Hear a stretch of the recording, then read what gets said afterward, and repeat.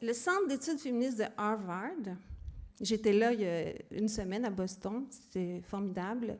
On voit que les femmes sont plus sensibles à la sollicitude, à la bienveillance, etc.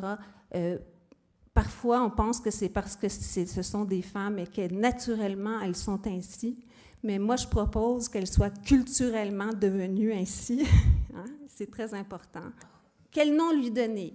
L'entourage, un aidant naturel. Alors, vous comprenez qu'on s'est bien engueulé autour de ça, cet aidant naturel. Et cet aidant informel, cet aidant familial, comme vous l'aimez là ici, un accompagnant, un soignant informel, un non professionnel. On parle beaucoup de l'entourage. Alors, il y en a un, Michel Billet, que vous connaissez certainement, qui m'a écrit un petit topo sur « Et si c'était un aidant culturel ?» Et c'est comme ça que vous comprenez le fil hein, que je suis en train de suivre avec vous. On voit qu'il est très important d'utiliser un terme où la personne, d'abord, où chacun de nous parlerons le même langage. Pour quelle raison? Pour permettre d'abord de bien poser le problème et pour permettre dans un deuxième temps, et là c'est extrêmement difficile, de faire en sorte que les proches aidants se reconnaissent eux-mêmes en tant que proches aidants. Alors, ce que l'on peut entendre, c'est moi-même, je l'ai dit, je vous dirai dans quelques minutes pourquoi, je ne suis pas une proche aidante, je suis une mère. Je fais ce qu'une mère devrait faire. Donc, je ne vais pas revendiquer de droit, je ne vais pas revendiquer je ne revendiquerai rien puisque je ne fais que mon devoir de mère. Mais le papa dans tout ça, c'était aussi une autre chose.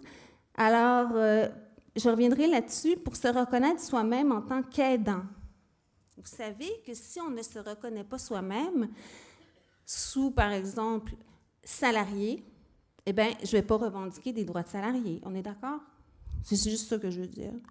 Quant aux définitions, j'ai vu la définition de la loi d'adaptation au vieillissement. Je suis très contente que vous l'ayez fait avant moi. Moi, je vais passer par-dessus parce que vous avez tout dit déjà.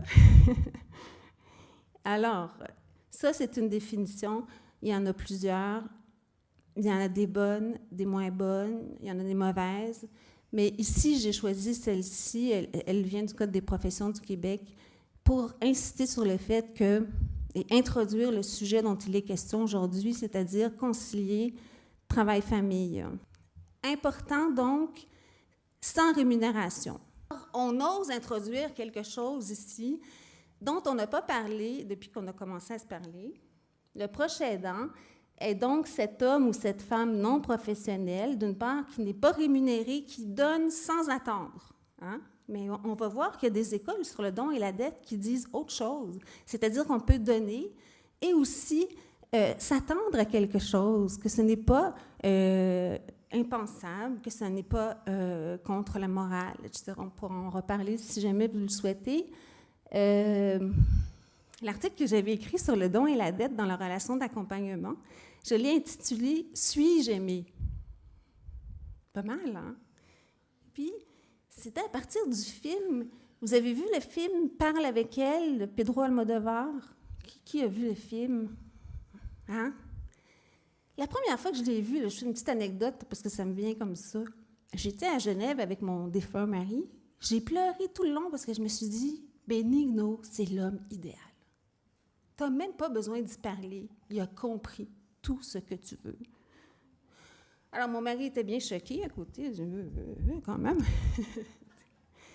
Et la deuxième fois que je l'ai revu, j'ai fait « Ce salaud, ça, c'est vraiment quelque chose. Hein? Fusion, absorption, faire de l'autre ce que je veux et aller jusqu'à lui faire un enfant contre son consentement. » Alors, comme Alicia était une danseuse de ballet et que je suis une danseuse de ballet dans une autre dimension de ma vie, j'ai décidé de m'appeler Alicia. Puis j'ai commencé en disant « Je suis Alicia ». Puis là, j'ai parlé du regard candide qu'on peut poser sur le don et la dette dans la relation d'accompagnement, mais aussi du regard noir qu'on peut avoir sur cette relation qui n'est pas faite que d'un don gratuit.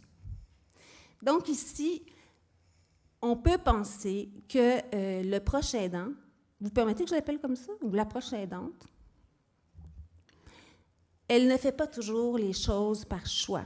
pourtant, dans plusieurs grands textes, là je parle de textes formels, on dit qu'elle doit donner, ça c'est très québécois, hein?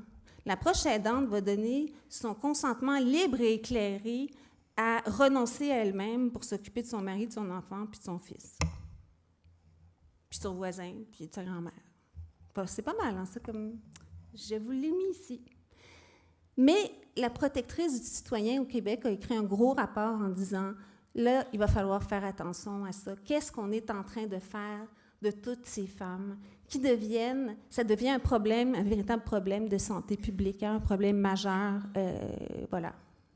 Alors, un soutien apporté naturellement, volontairement.